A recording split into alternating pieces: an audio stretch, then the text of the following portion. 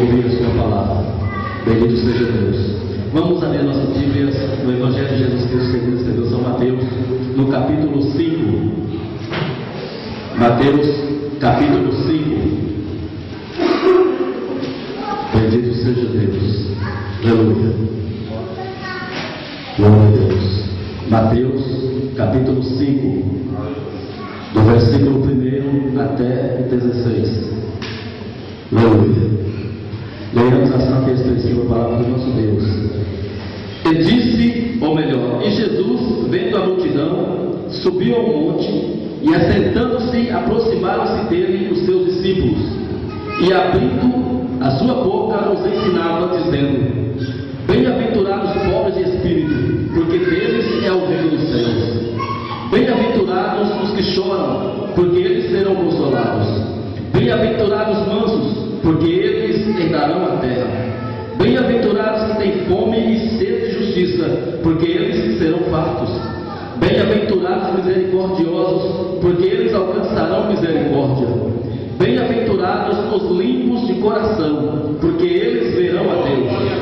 Bem-aventurados os pacificadores, porque eles serão chamados filhos de Deus.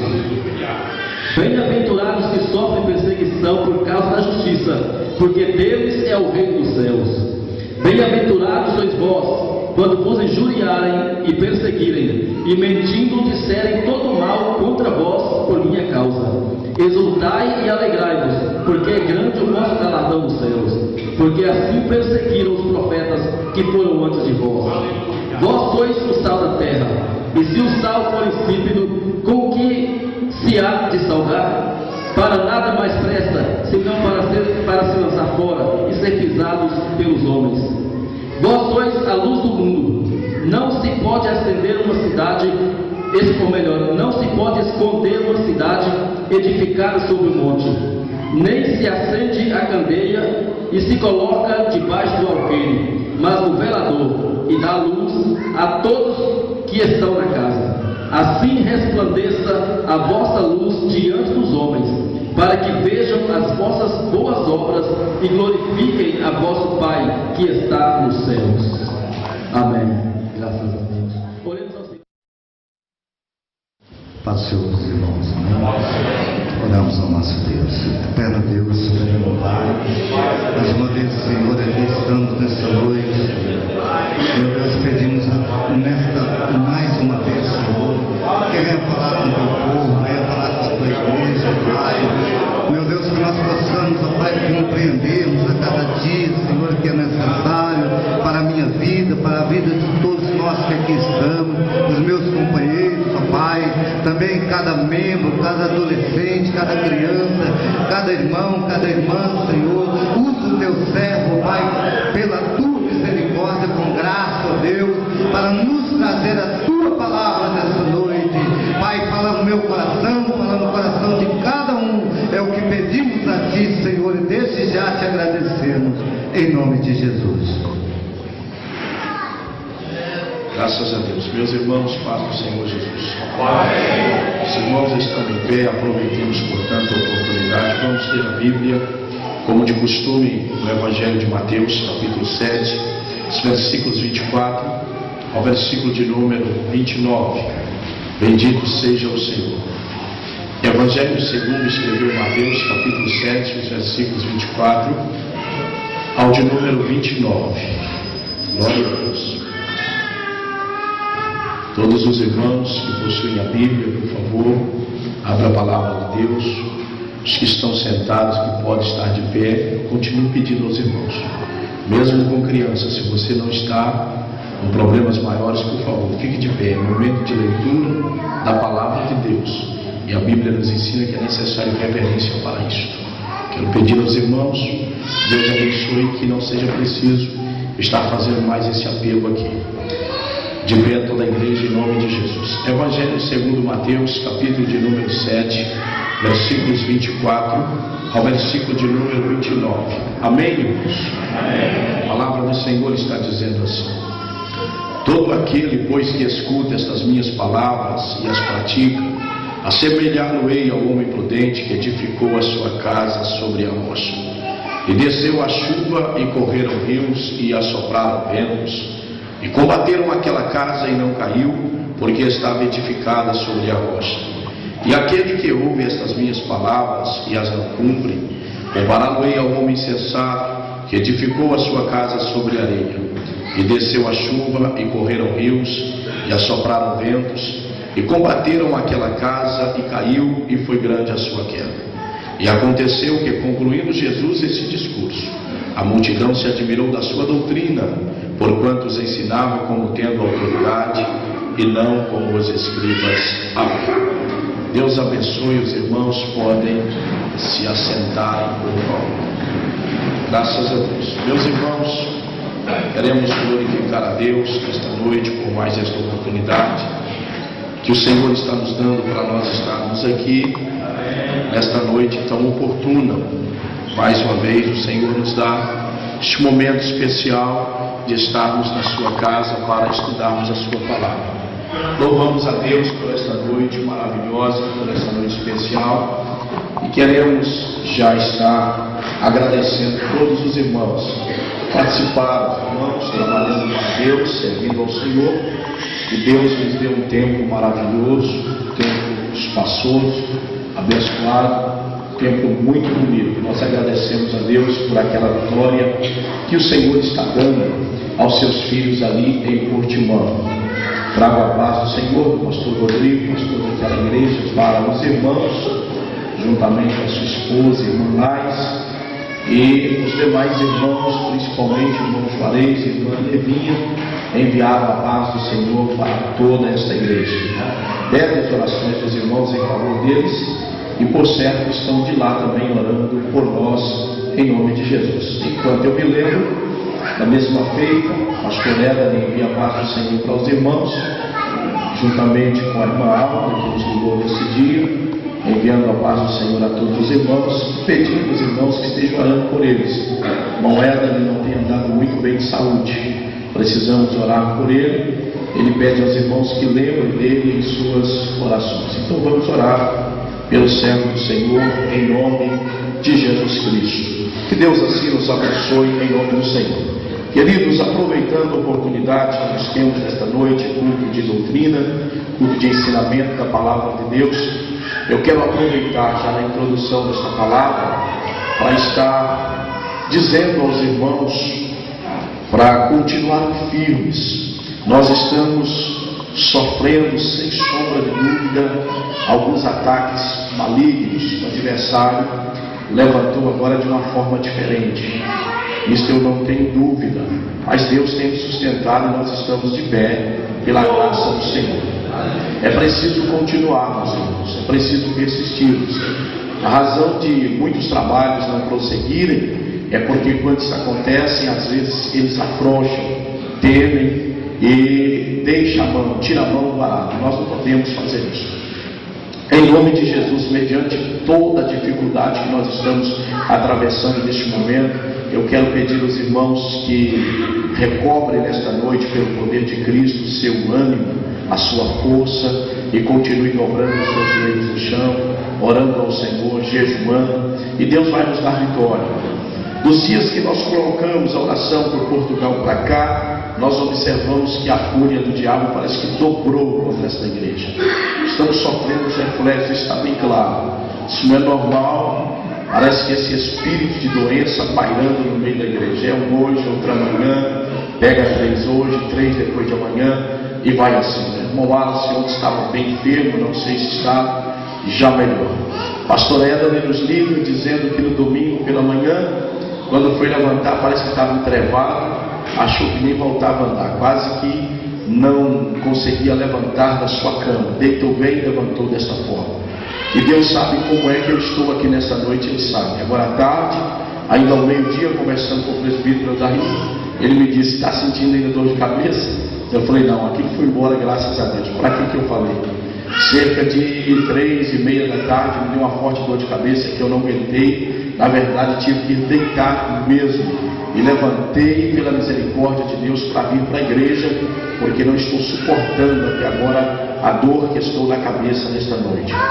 Mas eu tenho certeza, irmãos, que o diabo tem levantado, mas o Senhor nosso Deus é maior. Nós podemos vencer. Eu não preciso empolgar você, e não é esse o meu interesse. Essa é a sua fé, é a sua crença, é a sua certeza. Você sabe que Deus é maior e Deus está conosco para nos dar vitória, e Ele vai nos dar vitória. Tenha só paciência e não desanime. Continue firme, sempre abundante na obra do Senhor. Breve a noite passa, o dia raia, e a igreja do Senhor obtém a vitória para a glória do seu santo e poderoso nome. Deus abençoe, portanto, a cada um dos irmãos. Aproveito ainda para dizer a todos os irmãos que continuem esforçando para estar no culto de doutrina. Temos um número bom, mas poderia haver mais pessoas aqui. Esforce o máximo para estar neste culto. Não deixe de vir ao culto de doutrina. Se os demais trabalhos são importantes na igreja, muito mais o culto de doutrina, viu, irmãos? Eu nunca concordei, não concordo com aquele negócio de que escola dominical é mais importante do que culto de doutrina. Isso é palavra de quem eu acredito que não valoriza culto de doutrina e até não tem conhecimento dessas verdades. E precisa, às vezes, tomar cuidado ao referir isso, porque eu já ouvi algumas pessoas referindo isso, não sei se por ignorância ou desavisado. Isto reflete mal para a igreja. Imagine a igreja ouvindo algum obreiro dizer uma brincadeira dessa. Isso é brincadeira, irmãos. Escola dominical, ela forma um crente, mas eu acho interessante. Ela forma em doutrinas gerais, em vários assuntos, mas quando fala na doutrina regional, que para eles são considerados como uso e costume, eles não entram nessas coisas. Se eles pincelam, é muito leve e deixa para lá. E aí, como é que fica a igreja que só aprende doutrina geral? Para mim tudo é doutrina porque está na Bíblia. Doutrina é ensinamento. Ensinamentos do Senhor nosso Deus para nós. Então eu paro para pensar, como é que fica essa crentarada que analisa que escola dominical é mais importante que a doutrina? Isso é falta de formação. Nós precisamos corrigir isso. E eu estou falando isso porque eu já vi várias pessoas aqui no ministério. Eu não estou falando para crente de baixo, não, para obreiros aqui, que sempre dão essa falha, cometem essa falha. Exaltam a escola dominical lá em cima e não lembram de culto doutrina. Dois trabalhos de suma importância na igreja: escola dominical e culto doutrina e escola dominical. Então não cometa mais esse erro, por favor, que se reflete mal e mal demais na vida de quem está embaixo. Automaticamente a visão é que eles valorizam mais a escola dominical do que culto doutrina. Isso é um erro gravíssimo. Nós devemos corrigir isto e corrigir imediatamente. Valorizemos a escola dominical, valorizemos o culto de doutrina. Esforce para vir para a igreja. Venha, se for possível, esteja em todos os trabalhos. Bom seria se nós não falhássemos de nenhum, nem da segunda, nem da terça, nem da quarta, nem da quinta, nem da sexta, nem do sábado e nem do domingo. Portanto, meus irmãos, eu quero pedir a todos, por favor, que esforce para vir ao culto de doutrina, ao culto de ensinamento da palavra de Jesus. Venha, por favor, em nome de Jesus, para estudarmos a palavra de Deus. Olha, meus irmãos, nós estamos nesta noite prosseguindo aquele assunto que estamos comentando com os irmãos sobre a questão da vida dos nossos líderes, dos nossos pastores, daqueles que nos lideram, aqueles que foram chamados por Deus e têm uma responsabilidade delegada por Deus, que o Senhor lhes confia para pastorear o seu rebanho. Nós estamos estudando isso com os irmãos, tomando por base o que Paulo escreve à igreja aos Gálatas, falando sobre a necessidade de nós atentarmos para os nossos líderes e ao mesmo tempo até ajudá-los. Paulo está dizendo que nós devemos repartir de todos os nossos bens com aquele que nos instrui. Nós não estamos, sempre eu tenho frisado isso, quero refrisar, porque pode ser que alguém desavisado não ouça o estudo anterior e venha ouvir isso e não compreenda, e possa até pensar, por que o pastor está refrisando isso? Então, observe, nós não estamos pedindo aos irmãos ajuda material no que relaciona para a nossa própria vida. Isso não é nosso interesse. Eu sempre disse aos irmãos que nós temos um Deus que cuida de nós e que conhece as nossas necessidades. Isso nós podemos ter certeza. Se as coisas estiverem apertadas para nós, antes de você perceber, Deus já viu. E na verdade Ele já conhece o nosso amanhã. Ele sabe se vamos passar dificuldade. E segundo a Bíblia Sagrada, Ele é Deus provedor. Ele vai suprir as nossas necessidades. Ele vai cuidar de nós e vai nos sustentar. Não é esta a nossa preocupação a princípio.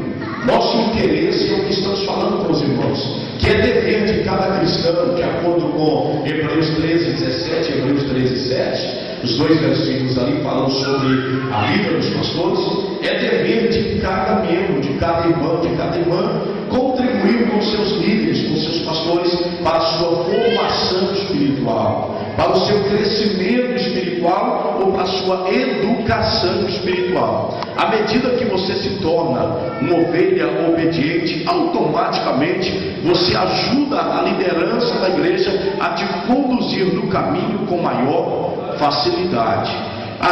Você está ajudando a igreja ou a liderança da igreja a te levar ao lugar que Deus deseja que a liderança da igreja te leve.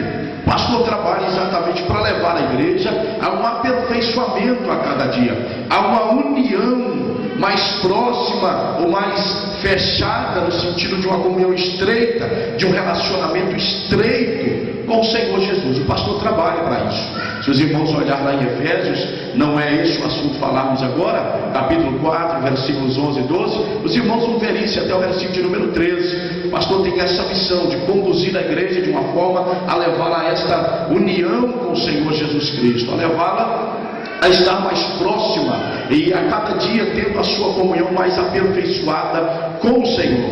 E isto não é fácil, isto não é fácil. À medida que o rebanho cresce, os trabalhos aumentam, as dificuldades aparecem, já não é mais só uma ou uma dezena de ovelhas para ser alimentada, então dá mais trabalho, dá mais trabalho. Por exemplo, à medida que o número de irmãos é maior aqui, dentro desta noite, as necessidades são inúmeras, aumentam as necessidades, e elas divergem, são diferentes. A sua é uma, a de outra é outra, não são as mesmas necessidades. Você está passando por uma situação, o seu irmão está passando por outra situação, o jovem está passando por uma situação, são 4, 5, 6 jovens atravessando situações diferentes, são vários obreiros enfrentando problemas diferentes, vários casais atravessando situações diferentes, vários irmãos por problemas diferentes. Então, meus queridos irmãos, isso automaticamente exige mais da nossa liderança, isso exige mais do nosso pastor, porque segundo a Bíblia Sagrada, é ele que leva estas ovelhas aos pastos verdejantes e também ao lugar de águas tranquilas para refrigério da alma de cada uma das suas ovelhas. Percebam, portanto, que é uma responsabilidade grande. É uma responsabilidade muito grande, se não for a graça de Deus sobre a vida daquele que nos lidera. Se ele deseja levar-nos segundo os princípios da palavra de Deus, ele não dá conta, se não for a graça de Deus. Todo homem que tem êxito na sua vida ministerial, ele deve isto inteiramente à graça do Senhor Jesus e depois a ajuda do próprio rebanho para com a sua vida. Então observe que lá, eu volto a Hebreus 13:17, a Bíblia está dizendo: submetei-vos aos vossos guias e obedecei-lhes. A Bíblia está dizendo, fala portanto sobre a necessidade que temos de cooperar com a nossa liderança para ajudarmos na nossa própria formação espiritual. Então estamos falando sobre isso com os irmãos. Versículo de número 7, capítulo 13, o comentarista, o escritor aos Hebreus, ele está descrevendo que é necessário atentarmos para o êxito da carreira dos nossos líderes e automaticamente imitarmos a fé. Precisamos ser imitador da sua fé. Nós estamos falando com os irmãos o que vem a ser o êxito da carreira do homem de Deus. Continue, portanto, abrindo a sua Bíblia juntamente comigo aqui no livro de Gênesis, ainda no capítulo de número 24 e o versículo de número 35. Bendito seja o Senhor Jesus. Gênesis 24, versículo de número 35. Os irmãos estão lembrados sobre o que é que nós estamos falando. Primeiro, irmãos, o que é o êxito da carreira dos nossos líderes. Quem lembra? Diga para mim. Ninguém lembra desta noite? Qual é o primeiro ponto que revela o êxito da carreira dos nossos líderes? Como é que é? Alguém falou e eu não percebi.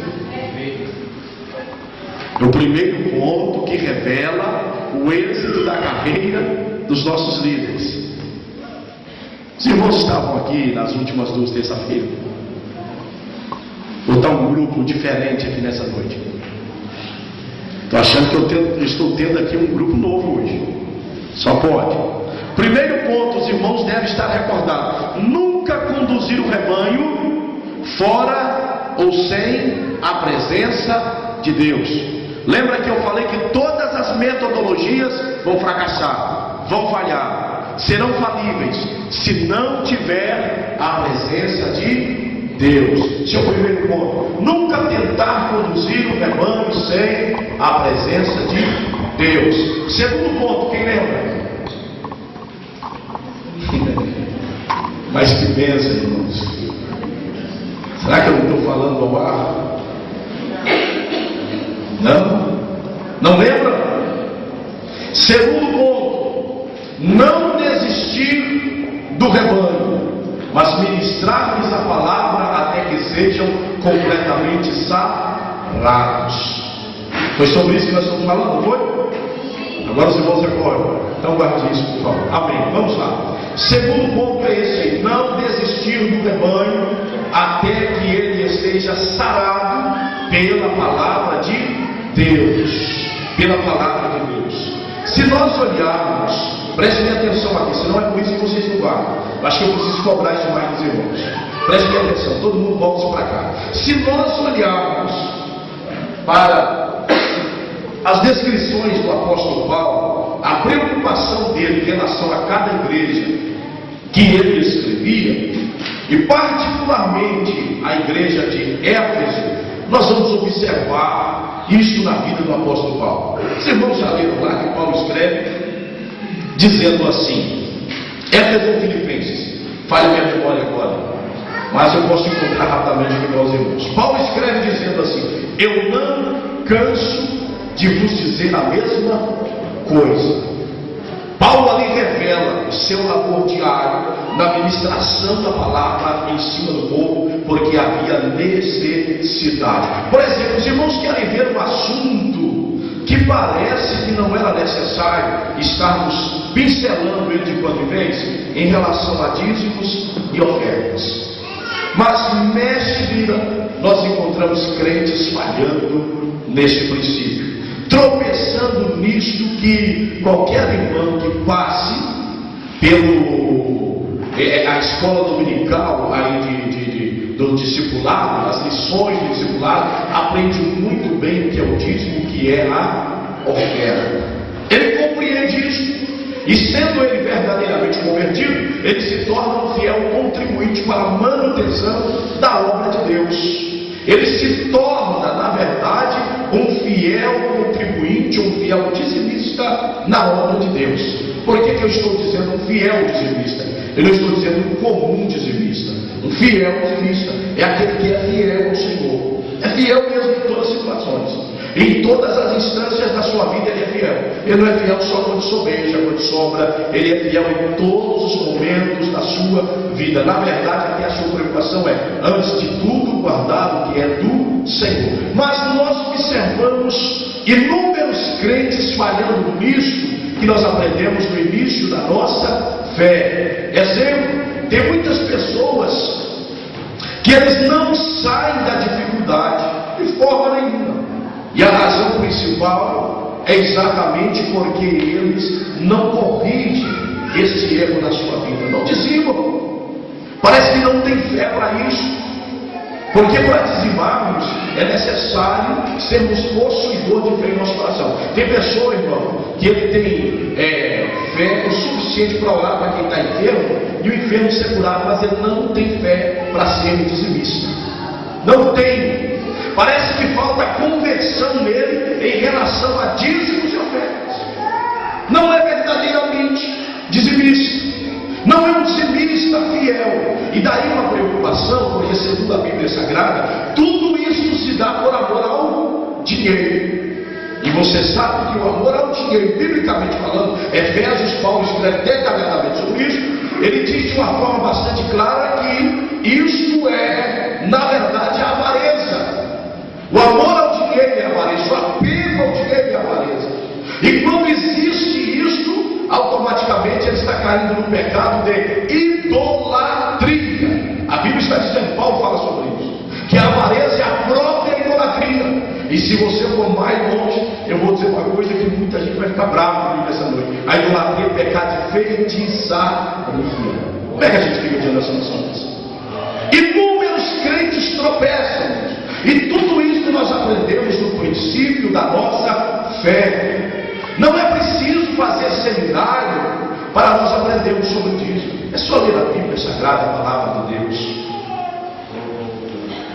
Há inúmeras pessoas que contribuem na igreja com o dízimo, não sei porquê, mas isto vem ao meu coração nesta noite. Contribuem com dízimos da seguinte forma, verificando na igreja uma coisa que, segundo a visão dele, falta, e compra e doa para a igreja. Isso nunca é dízimo. Isso nunca foi dízimo. Nunca será dízimo. Não existe base bíblica nenhuma para respaldar esse irmão e esta irmã. Provável que tem alguém fazendo isso por aí. Que Deus traz isso à minha memória nesta noite, traz isso ao meu coração. Eu tenho certeza que eu não estou falando ao ar. Mas nós encontramos pessoas cometendo esse erro. Analisa, falta isso na igreja, segundo a visão dele, automaticamente ele compra, chega, entrega, e perante Deus ele entende que está passando como dizimista. E não está. Não está. Segundo os princípios da palavra de Deus, dízimos, está lá em Malaquias 3:10. Trazei, não comprai. Está mandando comprar alguma coisa? Verifique o que falte na obra. Verifique o que falta no tempo. Não. Trazei todos os dízimos à casa do tesouro, para que haja mantimento na minha casa, diz o Senhor dos Exércitos. Se eu não vos abrir as janelas dos céus e não derramar sobre vós uma bênção tal, que dela vos advenha a maior abastança, diz o Senhor. Por amor de vós, é claro, fazendo isso, repreenderei o devorador. Agora, sem fidelidade em dízimos e ofertas, existe um espírito que trabalha na sua vida, mesmo você sendo crente. Existe um espírito que trabalha na sua casa, mesmo você sendo crente. E não adianta você orar que ele não sai do poder de oração. O pastor pode orar para ele sair, que ele não sai. Sai de nenhum. Ele só sai quando a sua mão deixa de ser mirrada. Você possui fé. Você quebra o obstáculo pela graça de Deus e traz o dízimo para a obra do Senhor. Esse espírito sai da sua casa. Mas enquanto você não for um dizimista fiel, ele tem legalidade, é uma brecha para ele agir na sua casa, agir na sua vida, agir no seu lar, impedir tantas coisas. Nós tivemos acontecimento, não vamos hoje aqui dentro da igreja, de certo irmão que dizima um mês, falha 2, dizima outro, falhava 3, e uma dificuldade ou problemada. Eu tenho observado a vida desse irmão como que mudou depois que ele se tornou dizimista.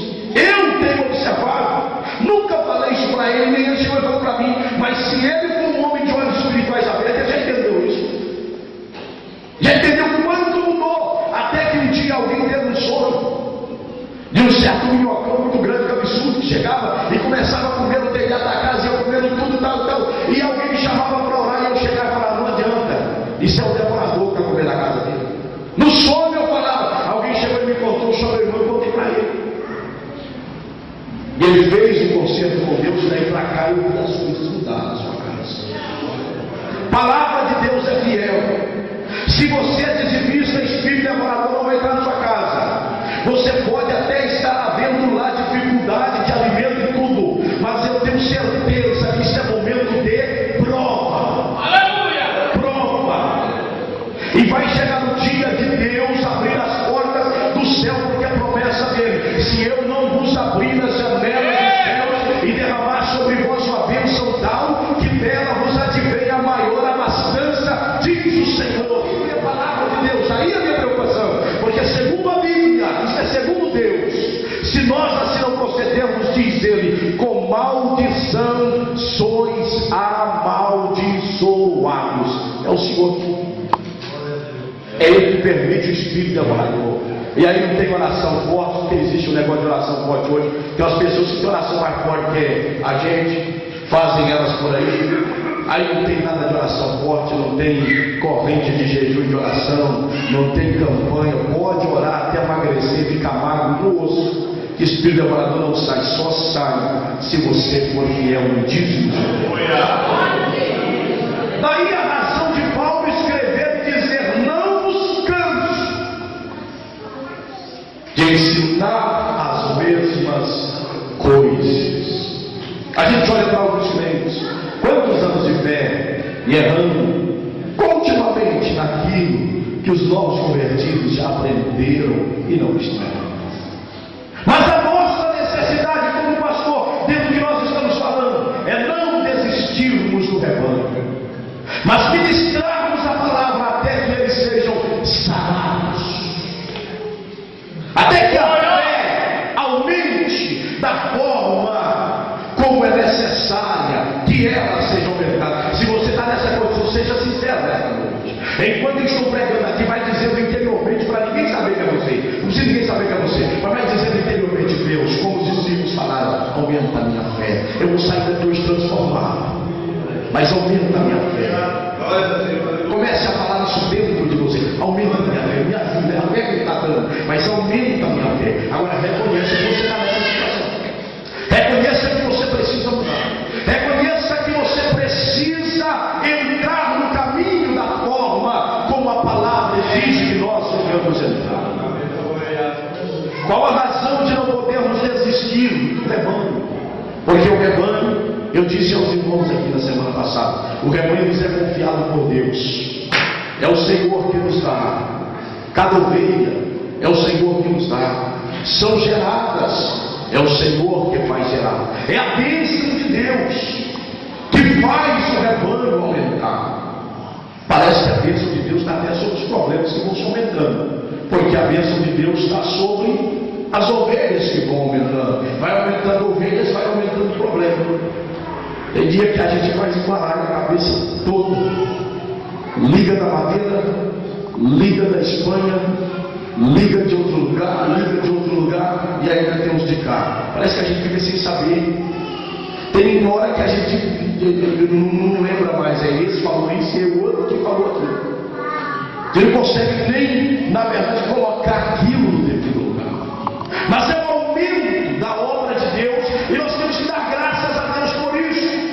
Então não podemos desistir do rebanho, ensinar-lhes até que sejam completamente sarados. Eu falei sobre isso com os irmãos, fazendo a vida de Moisés, e os irmãos lembram sobre ontem. Agora preste atenção, eu disse aqui na semana passada, se nós desistirmos da ovelha, um deu esse problema, corta ela, joga fora. A outra deu esse outro problema, corta, joga fora. Corta isso, tira esse impedimento daqui, vai embora. Daqui uns dias não somos mais pastor. Só há necessidade de pastor se houver ovelhas. Só há necessidade de pastor se houver rebanho. E pastor é levantado por Deus exatamente para sarar as ovelhas, para curar. É levantado para alimentar, para saciar a sede.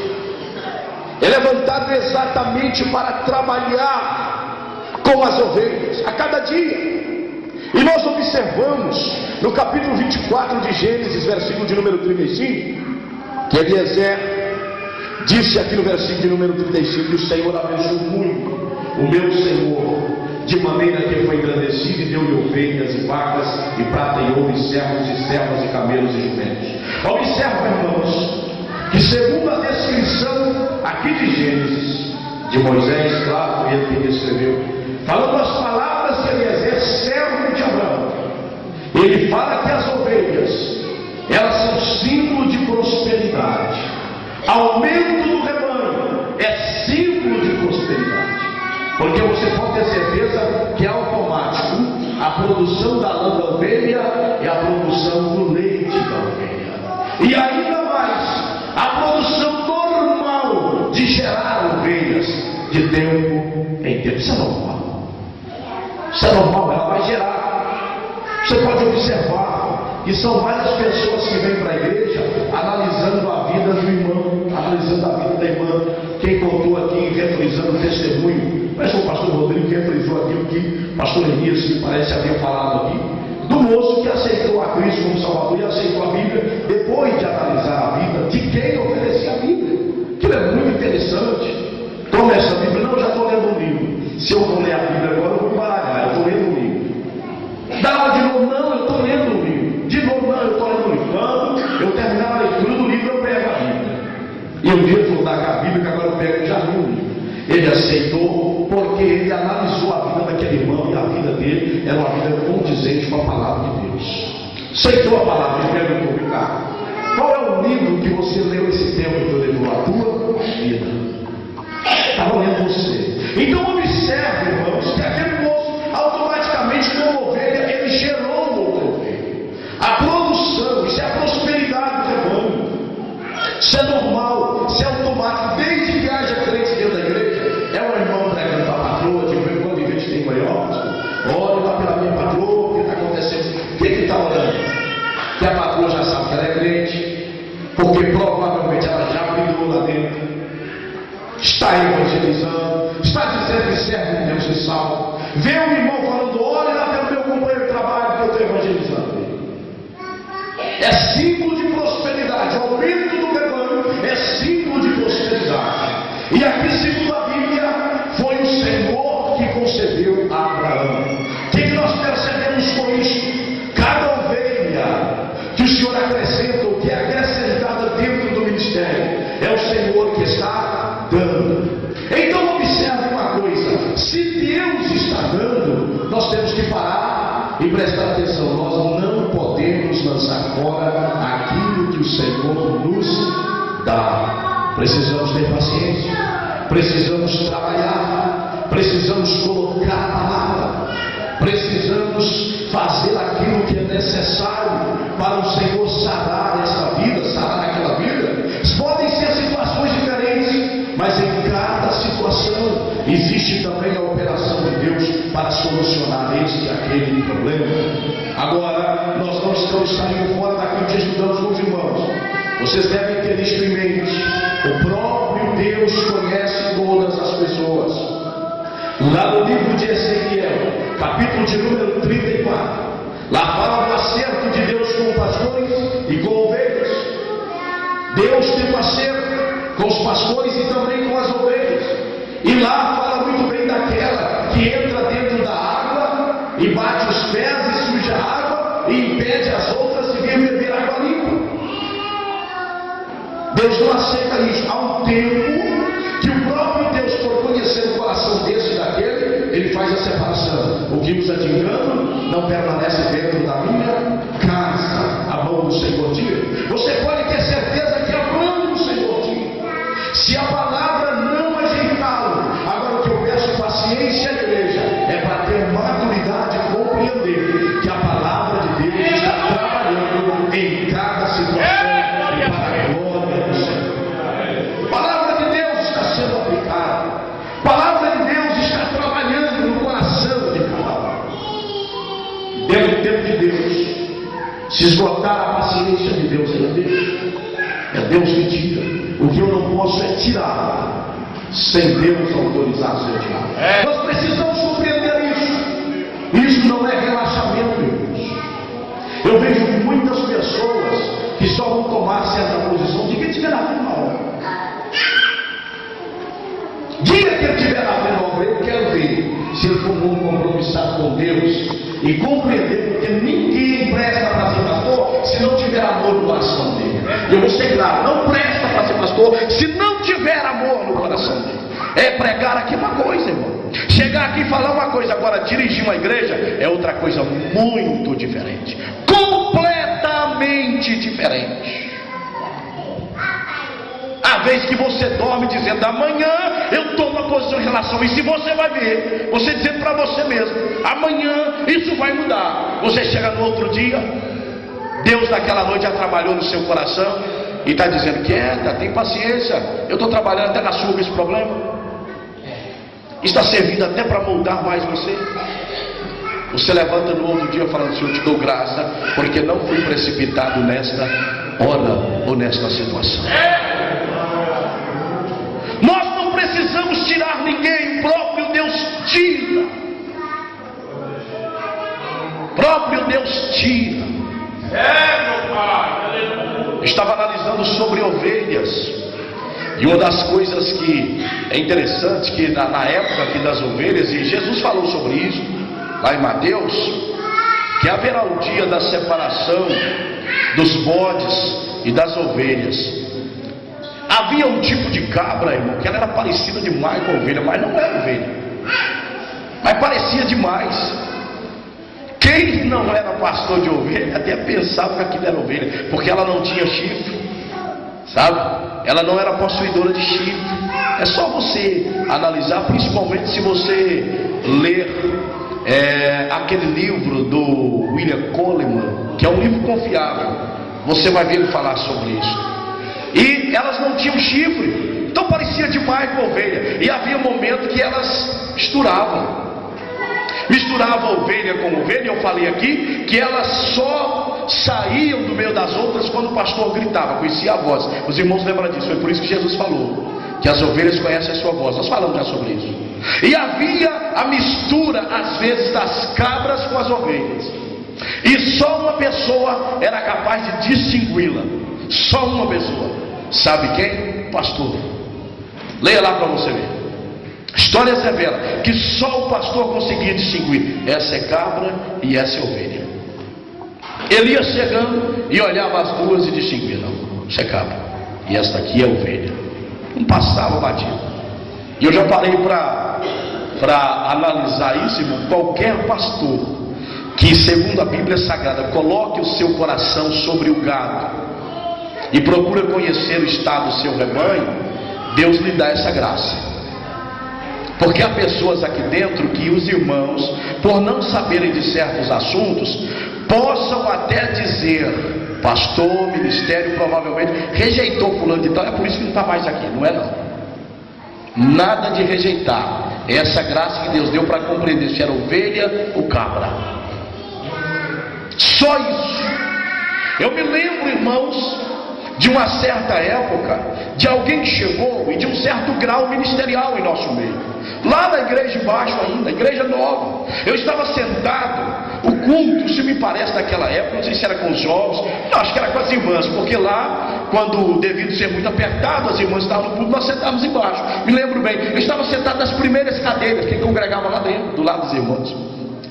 E aí, naquele dia, no momento da oração, trabalho das irmãs, alguém que havia chegado até de grau ministerial, deu uma rajada de línguas estranhas lá atrás. Mas na hora que ele deu aquela rajada, me arrepiou todinho, irmãos. Falei: não é de Deus. Uma língua aparentemente bonita, mas aquilo me congelou, me causou uma sensação horripilante, feia, ruim. E eu falei: não é de Deus. Ou Deus está na minha vida, e isso não é de Deus, ou então não é Deus que está na minha vida. E eu fiquei até preocupado, porque eu ouvi algumas pessoas comentarem. Esse indivíduo chegou até trazendo uma certa palavra, e eu ouvi alguém comentar e dizer: mas que dom de língua bonita. Eu falei: meu Deus, como é que eu faço diante de um trem desse? Como que eu faço diante disso? Falou em línguas lá, eu identifiquei logo, só pode ser pelo Espírito de Deus, que aquilo não é Deus na vida do sujeito. E eu estou vendo pessoas dizer que o dom de língua é bonito. Então agora como é que eu faço? Eu vou orar a Deus. Fui orar a Deus, fui buscar a Deus. Não foi muito tempo não, irmãos, foi dias. Nós descobrimos quem era o indivíduo. Irmãos, eu não vou dizer para você a situação dele, porque se eu dizer você vai até escandalizar. Por isso que eu não vou dizer a situação daquele indivíduo. Deus provou para mim simplesmente, é a graça que Deus dá ao pastor para conhecer se é ovelha ou se é cabra, tentando misturar no meio das ovelhas. Nossos colegas de ministério sabem bem aqui de quantas vezes que já lhes adverti em relação a algumas pessoas: olha, podem dizer o que quiser dizer, mas tem alguma coisa errada na vida do fulano e na vida do Beltrano, e vamos orar. Não ficaram aqui, não os mandei embora.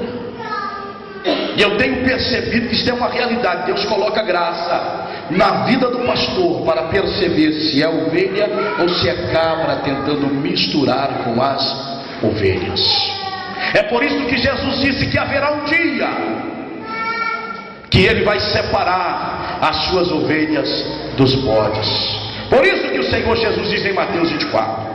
Então compreenda, meus queridos irmãos, aquilo que eu estava dizendo, que o aumento das ovelhas do rebanho é símbolo de prosperidade. É Deus prosperando a igreja, Deus prosperando a obra, Deus prosperando o seu rebanho, Deus prosperando o seu povo. Observa, portanto, meus irmãos, que a Bíblia está dizendo aqui que isto vem de Deus. Foi o Senhor que acrescentou para Abraão.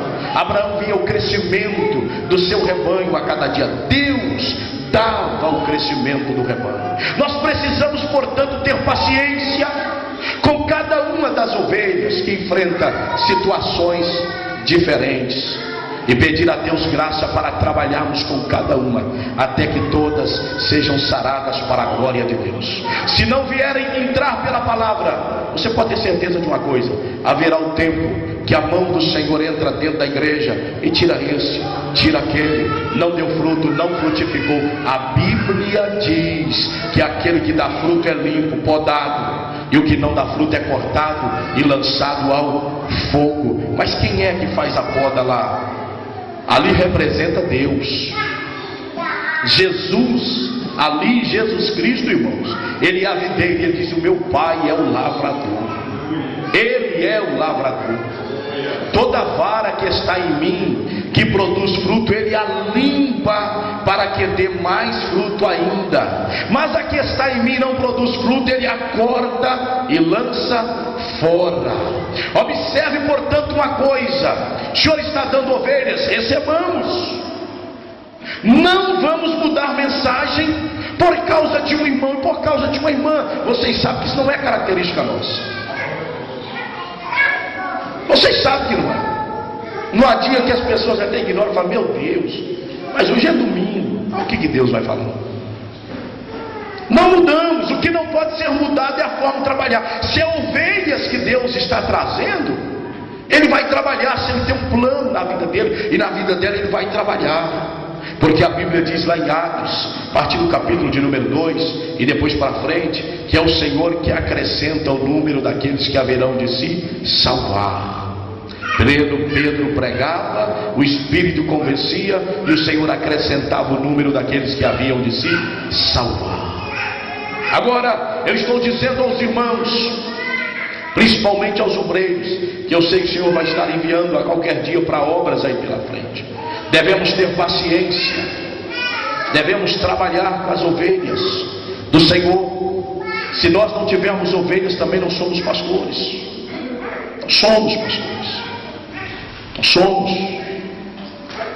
E Deus confia o rebanho em nossas mãos para nós trabalhar com eles e fazer com que o rebanho seja próspero a cada dia. Vamos passar para outro ponto. Abra a sua Bíblia ainda em Gênesis capítulo 31 e veja o versículo de número 39.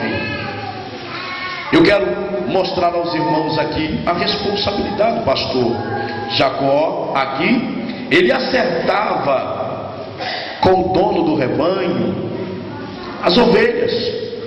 Você conhece bem a história do Jacó. Você sabe muito bem quem é Jacó. E você sabe até em que circunstâncias que Jacó estava nesta situação, ou nesta porção das Escrituras aqui. Veja Gênesis 31, versículo 39. Quem achou, leia aí bem alto para mim, por favor. Ninguém achou?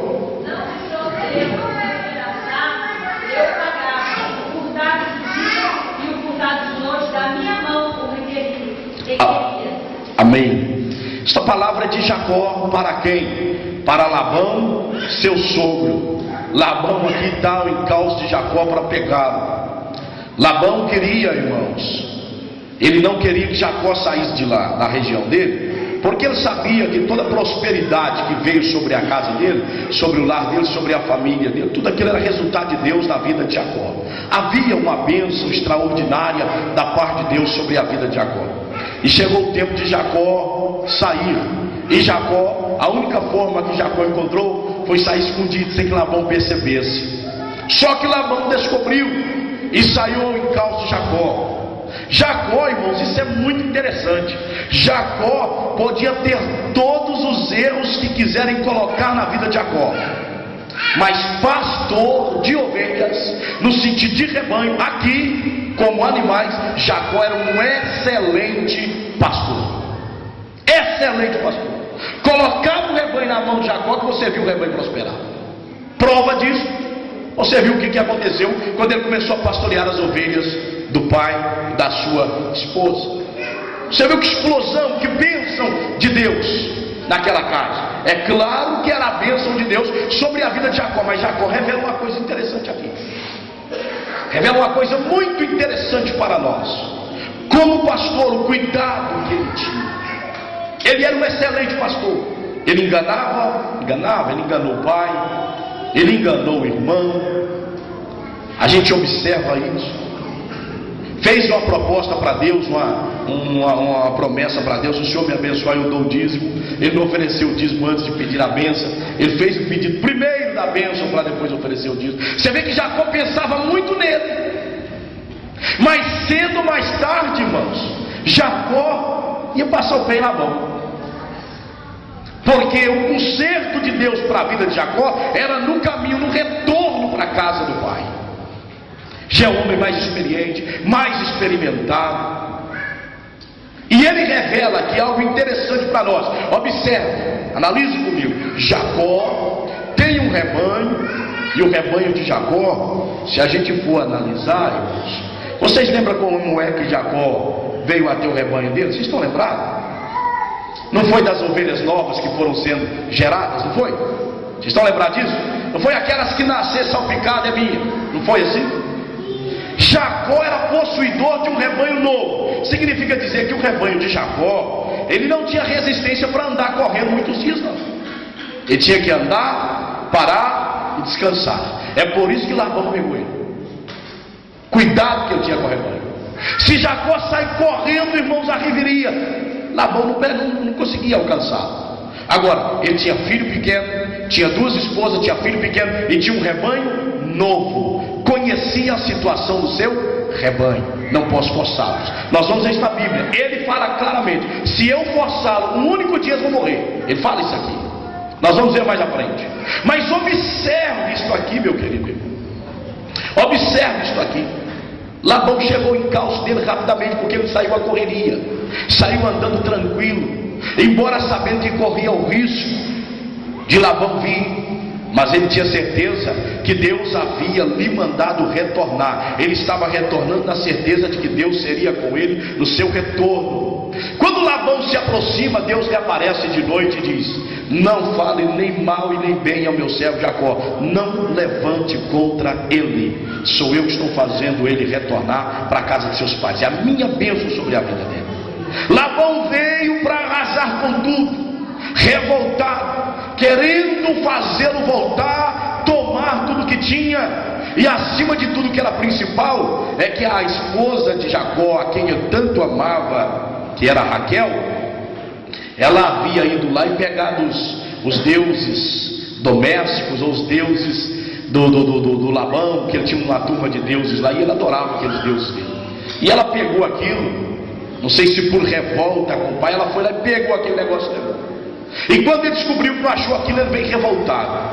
Mas quando, antes de chegar, a Bíblia diz que o Senhor lhe apareceu e disse: guarda-te de falares bem ou mal ao meu servo Jacó, eu estou na vida dele.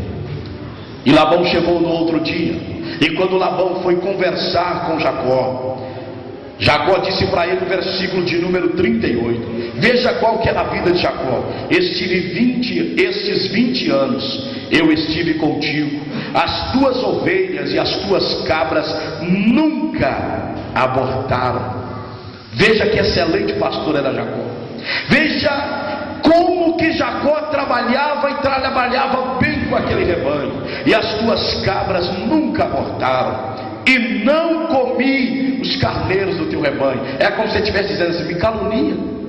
Diga que dia que eu catei os seus carneiros e comia. Fala, foi 20 anos Labão. Não foi 2 anos não, rapaz. Não foi 2 meses não. Não foi 20 meses não. 20 anos eu trabalhei para você. Nunca abortou no seu rebanho uma cabra.